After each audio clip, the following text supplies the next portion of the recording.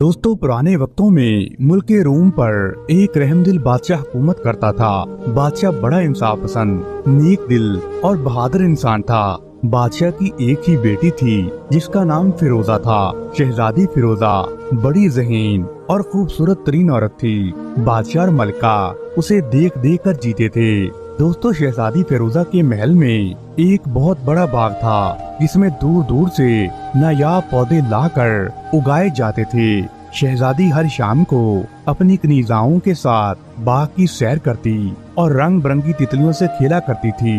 एक शाम शादी हस्बे मामूल अपने बाग में खेल रही थी और तितलियां पकड़ने के लिए उनके पीछे पीछे दौड़ रही थी। तितलियां कभी इस फूल पर जा बैठती तो कभी उस फूल पर। उसी वक्त इत्तेफाक से मुल्के कोकाफ के जादूगर का बेटा ज़कूटा जिन अपने तख्त पर बैठा आसमान की सैर कर रहा था। उसका तख्त एक बहुत बड़े सांप की शक्ल का था। 4 खौफनाक देव उस तख्त को उठाए हुए थे। ज़कूटा जिन का तख्त बादलों के ऊपर उड़ रहा था। ज़कूटा जिन ने एक तिलिस्मी ऐनक भी लगा रखी थी जिसकी वजह से उसे हर चीज बिल्कुल वाज़े नजर आ रही थी। ज़कूटा जिन की नजर जब शहजादी फिरोजा पर पड़ी तो उसकी खूबसूरती देखकर दंग रह गया। उसने उसी वक्त अपने गुलाम देवों को ये हुक्म दिया कि उस बाग में तख्त उतार दिया जाए। दोस्तों, तख्त नीचे आया तो कनीज़ाएं शोर मचाती हुई भाग गईं। शहजादी फिरोजा तो गश खाकर वहीं गिर पड़ी। ज़कूटा जिन ने उसे उठाकर अपने तख्त पर डाला और बोला, मैं इस खूबसूरत लड़की को कोकाफ की मलिका बनाऊंगा। हा हा हा हा हा, चलो अब वापस कोकाफ चले। दोस्ती सुनते ही उसके गुलाम जिनों ने तख्त को ऊपर उठाया और कोकाफ की तरफ रवाना हो गए। इधर कनीज़ाएं दहाई देती रोती पीटती मलिका और बादशाह के पास पहुंची। मलिका ये सुनकर बेहोश होकर गिर पड़ी। बादशाह घबराहट में नंगे पांव बाग की तरफ भागा, मगर अब वहाँ क्या था? कुछ भी नहीं था। शहजादी फिरोजा को तो ज़कूटा जिन उठाकर ले गया था। पूरी सल्तनत में कोहराम मच गया था। हर कोई उदास और गमगीन था। दोस्तों, बादशाह ने शाही नजूमी और वजीर आजम से मशवरे के बाद ऐलान किया कि जो भी आदमी शहजादी फिरोजा को कोकाफ के जिन की कैद से आजाद कराएगा वही तख्तो ताज का वारिस होगा। दोस्तों, इस ऐलान को सुनते ही बड़े मन चले शहजादे और उस रियासत के नौजवान अपने घरों से निकल पड़े, मगर किसी को भी कोकाफ का रास्ता मालूम नहीं था। इधर उधर भटक कर वो वापस नाकाम लौट आए। दोस्तों, मुल्क रोम में ही एक गरीब नौजवान फरहान भी रहता था। फरहान कहने लगा, शायद खुदा मेरी मदद करे, मैं शहजादी को जिनकी कैद से छुड़ा कर लाऊंगा। ये सोचकर फरहान ने समाने सफर बांधा और घोड़े पर सवार होकर मशरक की तरफ रवाना हो गया। दोस्तों, दोपहर के वक्त फरहान एक जंगल में पहुंचा और एक घने दरख्त के नीचे लेटकर आराम करने लगा। अभी चंद मिनट ही गुजरे थे कि चूं चूं की दर्द भरी आवाज ने उसे जगा दिया। उसने जब आंख खोली और इधर उधर देखा तो दरख्त की शाख पर उसे एक चिड़िया बैठी नजर आई। उस चिड़िया के गिर्द एक खतरनाक काला सांप लिपटा हुआ था। वो उसे डसना ही चाहता था कि फरहान को चिड़िया पर बड़ा रहम आया, मगर मसला ये था कि चिड़िया को आखिर कैसे बचाया जाए। जितनी देर में फरहान दरख्त पर चढ़ता, सांप ने चिड़िया को डस लेना था। ये सोचते सोचते फरहान के जहन में एक तरकीब आ गई। उसने जल्दी से घोड़े की दान से लटकती डाल उतारी। डाल शीशे की तरह चमकदार थी। उसने डाल को जमीन पर इस तरह रखा कि उसका रुख दरख्त पर बैठे सांप की तरफ हो गया। काले सांप ने जब चमकती हुई चीज में अपना साया देखा तो समझा कि कोई और सांप आ गया है। वो बड़े गजबनाक अंदाज में फन फैलाकर फनकारता हुआ फरहान की तरफ बड़ी तेजी से बढ़ा। फरहान ने कमान में तीर जोड़ा और अल्लाह का नाम देकर छोड़ दिया। दोस्तों, तीर सीधा सांप के फन में लगा और सांप तड़प तड़प कर मर गया। इस तरह चिड़िया की जान बच गई और वो फिर से उठकर फरहान के सामने आ बैठी। मगर ये क्या, फरहान के सामने तो एक हसीन परी मुस्कुरा रही थी। परी ने कहा, ए आदमजाद, तुम्हारा बहुत बहुत शुक्रिया, तुमने मेरी जान बचाई है। मैं परियों की मलिका की खास कनीज हूँ। आज चिड़िया बनकर मैं घूमने निकली थी कि सांप के हत्थे चढ़ गई। अगर तुम ना आते तो उसने मुझे मार ही डालना था। दोस्तों, फरहान ने हंसकर कहा, ऐ परिजात, ये हर इंसान का फर्ज है कि वो जानवरों पर रहम करे और उनकी मदद करे। दोस्तों परी खुश होकर बोली, तुम बड़े अच्छे इंसान मालूम होते हो, बोलो मैं तुम्हारी क्या मदद कर सकता। दोस्तों फरहान कहने लगा, मैं रोम की शहजादी फिरोजा को जिनकी कैद से आजाद कराने कोकाफ जा रहा हूँ। अगर तुम मुझे कोकाफ का रास्ता बता दो तो तुम्हारी बड़ी मेहरबानी होगी। दोस्तों परी ये सुनते ही गहरी सोच में पड़ गई। फिर कहने लगी, ये तुमने बड़ा मुश्किल काम अपने सर ले लिया है, लेकिन अच्छे लोगों के लिए कोई काम मुश्किल नहीं होता। ये लो, ये आम रख लो और इस जंगल के जनूबी हिस्से में एक पुराना बरगद का दरख्त है, वहाँ पहुंचकर इस आम को फाड़ देना और उस दरख्त के नीचे बोनों की बस्ती है। वो आम खाने के बड़े शौकीन हैं। वो तुमसे आम मांगने आएंगे, मगर तुम हरगिज न देना और कहना, अगर बोना बादशाह मेरे साथ कोकाफ तक चले तो मैं ये आम दूंगा। आजकल आमों का मौसम भी है और मुझे यकीन है कि बोना बादशाह तुम्हारी बात जरूर मान लेगा। उसके बाद तुम्हें क्या करना है ये बोना बादशाह ही बताएगा। दोस्तों फरहान ने परी का शुक्रिया अदा किया तो उसने अपना एक पर तोड़कर फरहान को दे दिया और कहा, जब भी तुम किसी मुश्किल में फंस जाओ तो उसको अपने बालों में लगाना, मैं तुम्हारी मदद को पहुंच जाऊंगी। अच्छा खुदा हाफिज। ये कहकर परी चली गई तो फरहान उठा और घोड़े पर बैठकर पुराने बरगद के दरख्त की तरफ चल पड़ा। वहां पहुंचकर उसने हिदायत के मुताबिक जेब में से आम निकाला और उसे चीरा तो आम की खुशबू हर तरफ फैल गई। ये खुशबू बोनों की बस्ती में भी पहुंच गई। सारे बोने बेकरार हो गए और बोने बादशाह के हमरा बाहर निकल आए। बोने बादशाह ने ललचाते हुए नजरों से आम की तरफ देखते हुए कहा, ऐ आदमजाद, तुम कहां से ये आम लाए हो? हमें भी खाने के लिए दो। दोस्तों फरहान गुस्से से बोला, चलो भागो यहाँ से, मैं तुम्हें आम का छिलका भी नहीं दूंगा।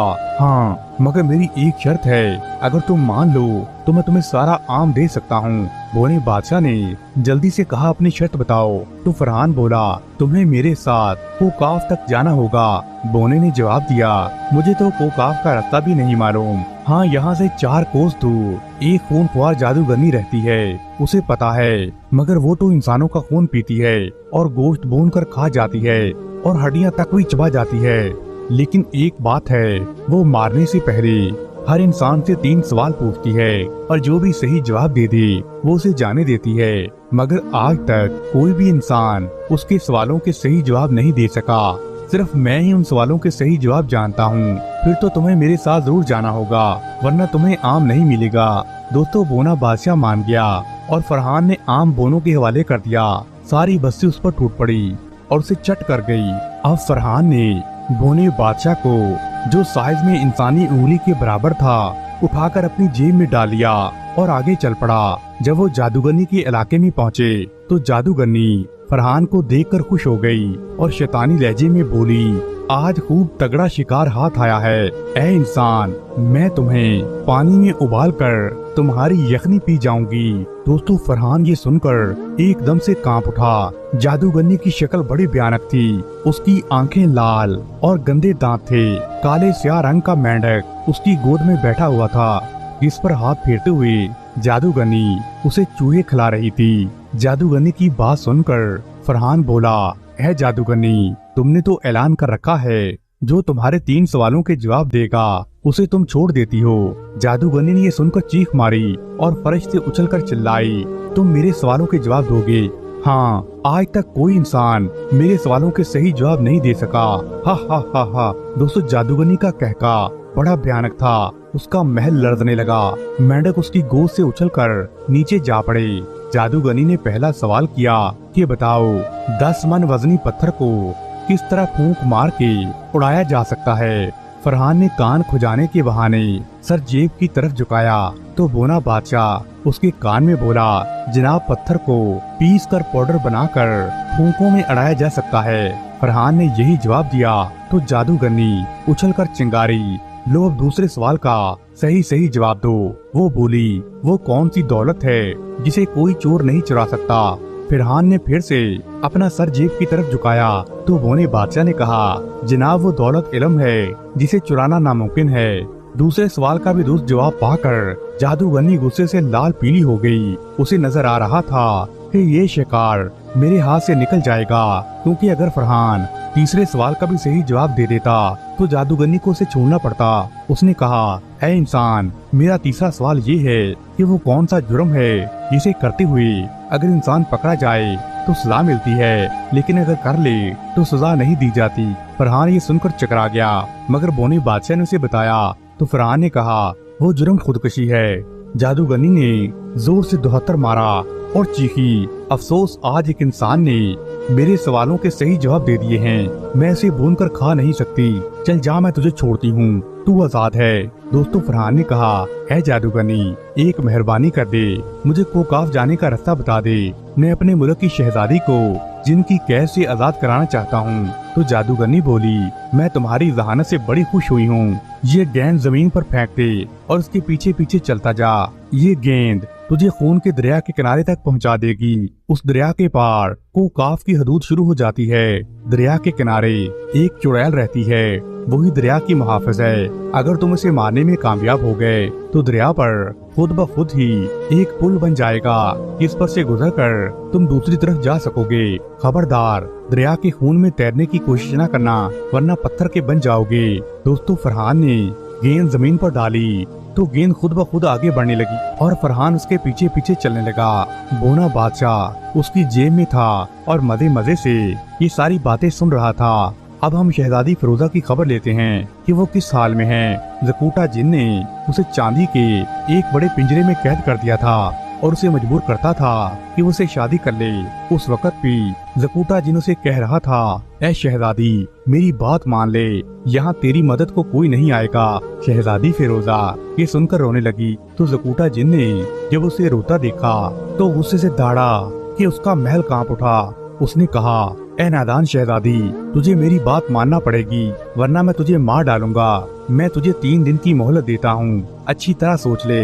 या तुम मुझसे शादी करने के लिए राजी हो जा या मरने के लिए तैयार हो जा। दोस्तों, जकूटा जिन ये कहकर गुस्से से फनकारता हुआ वहाँ से चला गया। शहजादी अपनी किस्मत पर आंसू बहाने लगी। उसे अपने माँ बाप बड़े याद आ रहे थे। उसने सुन रखा था, जो भी अपने माँ बाप की खिदमत करते हैं, उनका कहना मानते हैं, अल्लाह मियाँ उनकी मदद जरूर फरमाते हैं। शहजादी को उम्मीद थी कि खुदा भी उसकी मदद करेगा। इधर फरहान दरिया तक जा पहुंचा। उसने देखा कि दरिया में पानी की बजाय खून बह रहा है और उस दरिया के किनारे एक काले रंग का पुराना महल था, जिसमें वो खूनख्वार चुड़ैल रहती थी। उस चुड़ैल ने इंसान की बू सूंघ ली थी। आदम भो के नारे लगाती हुई वो भागती चली आ रही थी। उस चुड़ैल के 4 हाथ और 4 आंखें थी। गले में सांपों की माला थी।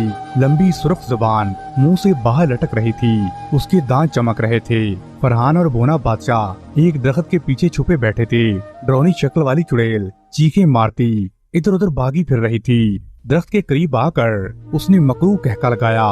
इतने जोर से दरख्त पर हाथ मारा कि दरख्त टूटकर जा गिरा।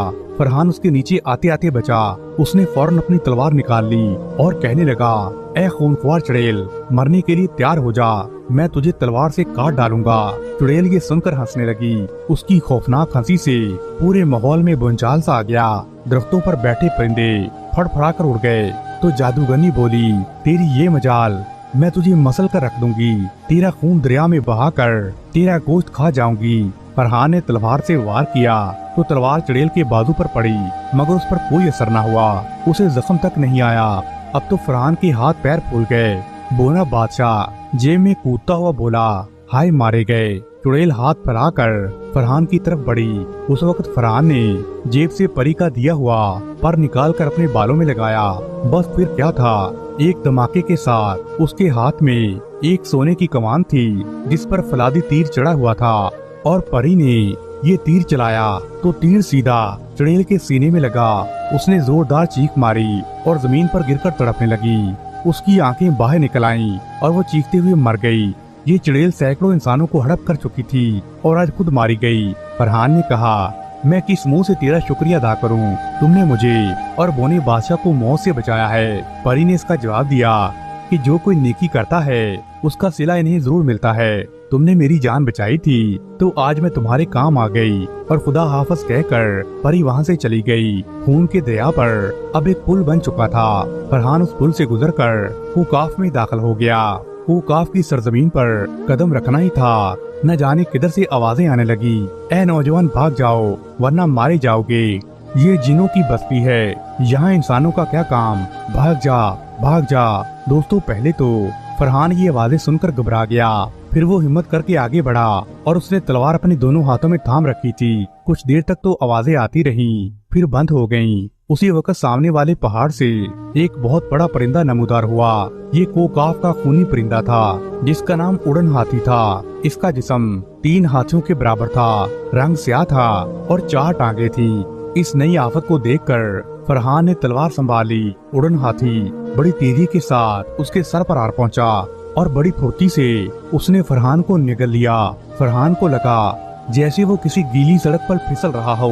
वो फिसलता हुआ एक अंधेरे कमरे में जा गिरा। ये उड़न हाथी का मैदा था। फरहान मैदे में खड़ा हो गया। उसे कुछ नजर नहीं आ रहा था, सांस लेने में भी दिक्कत हो रही थी, मगर फिर ये भी मुश्किल थी कि उड़न हाथी ने अपनी चोंच खोल दी थी। रोशनी और हवा अंदर आने लगी। बोने बादशाह ने कहा, बाप रे, ये खौफनाक परिंदा मेरे बाप ने नहीं बल्कि मेरे परदादा ने भी नहीं देखा होगा। फरहान ने कहा, अब इस जगह से कैसे निकलेंगे? जब वो कुछ देर वहाँ रहे तो परिंदे के मैदे के इंतजाम में हजम हो जाएंगे। मेरा ख्याल है कि तलवार के जरिए सुराख करके हमें बाहर निकलना चाहिए। फरहान ने खुदा का नाम लिया और तलवार से भरपूर वार किया। उड़न हाथी का गोश्त इस तरह कटा जैसे साबन कटता है। वो चीखें मारता हुआ अपनी टांगों पर घूमने लगा। उसे ऐसा लगा जैसे उसके मैदे में गोया जल्जला आ गया हो और फरहान उड़न हाथी के पेट में कलाबाजियां खाने लगा, मगर सबल सबल कर वो तलवार चलाता रहा। उड़न हाथी को बड़ी तकलीफ हो रही थी। उसने फरहान को बाहर उगल दिया। फरहान धड़म से जमीन पर गिर पड़ा और वो उठा। फिर उड़न हाथी ने कराहते हुए इंसानी आवाज में कहा, ए आदमजात, मुझे मारना नहीं, तुम जो कहोगे मैं वही करूँगा। उड़न हाथी को बोलते देखकर फरहान हैरान रह गया। कोकाफ बड़ी अजीब दुनिया है। वहाँ ऐसी मखलूक पाई जाती है कि अकल भी नहीं मान सकती। फरहान ने कहा, ठीक है, मैं तुम्हें नहीं मारूंगा, तुम्हें जिनों के खिलाफ मेरी मदद करना होगी। हमारे मुल्क की शहजादी को जिन उठा कर ले आए हैं। उड़न हाथी ने कहा, मुझे ये मंजूर है, मैं यहाँ के उड़न हाथियों का सरदार हूँ। हमारी तादाद 100 के करीब है। जब भी तुम मगरब की तरफ मुंह करके मुझे आवाज दोगे, मैं साथियों समेत तुम्हारी मदद के लिए आ जाऊंगा। दोस्तों फरहान आगे बढ़ गया। एक दिन और एक रात सफर के बाद वो ज़कूटा जिन के महल के करीब पहुंच गया, जहां शहजादी कैद थी। ज़कूटा जिन को जब ये खबर मिली कि एक इंसान शहजादी को रहा कराने आया है, तो वो कहके लगाने लगा और अपने महल की छत पर आकर बोला, ए आदमजाद, तुम हमसे टक्कर लेने आए हो? अपना कद तो देखो और अपनी ताकत देखो। जा यहाँ से चला जा, मैं तेरी जान बख्शी करता हूँ। फरहान ने बड़ी जरूरत से कहा, ओ बदबख्त जिन, गरूर न कर, कभी कभी चूंटी भी हाथी को मार डालती है। अपनी खैरी चाहता है तो शहजादी को आजाद कर दे। दोस्तों ज़कूटा जिन ने गुस्से में फनकारते हुए अपने गुलाम दियों को हमला करने का हुक्म दिया। फरहान ने उसी वक्त मगरब की तरफ मुंह करके पूरी ताकत से कहा, ए उड़न हाथियों, मेरी मदद के लिए फौरन आओ। दोस्तों उड़न हाथियों के जत्थे आसमान पर नमूदार हुए और हर तरफ अंधेरा छा गया। उड़न हाथियों ने अपनी चोंचों में कई मन के पत्थर दबाए हुए थे। उन्होंने उड़ते उड़ते ये पत्थर जिनों पर फेंकने शुरू कर दिए। पत्थर लगने से जिनों की बोटी बोटी हो गई और जिन तड़पते तड़पते मर गए। जो बच गए थे वो वहाँ से भाग गए। मैदान जिनों की लाशों से भर गया। फरहान महल में घुस गया। ज़कूटा जिन उसके सामने खड़ा था। मुकाबला शुरू हो गया। ज़कूटा जिन बड़ा माहिर तलवारबाज था। फरहान ने डटकर उसका मुकाबला किया, मगर ज़कूटा जिन तो हार मानने को तैयार ही नहीं था। जब बोने बादशाह ने देखा तो फरहान की जेब से जादूगनी वाला गेंद निकालकर पूरे जोर से ज़कूटा के मुंह पर मारा। ज़कूटा जिन के मुंह पर लगते ही वो गेंद फट गई। उससे काला धुआं निकला। ज़कूटा जिन बेहोश हो गया। फरहान ने लपक कर उसका सर काट दिया। ज़कूटा जिन तड़पता हुआ मर गया। शहजादी फिरोजा को चांदी के पिंजरे से निकालकर फरहान अपने साथ वापस ले गया और मंजिलें तय करता हुआ मुल्क रूम पहुंच गया। बादशाह और मलका ने जब अपनी बेटी को जिंदा सलामत देखा तो वो खुशी से निहाल हो गए। फरहान और शहजादी फिरोजा की शादी करा दी गई। बादशाह ने तख्तो ताज भी फरहान के हवाले कर दिया। फरहान ने बड़े साल तक वहाँ खूब ऐश और मौज से हुकूमत की।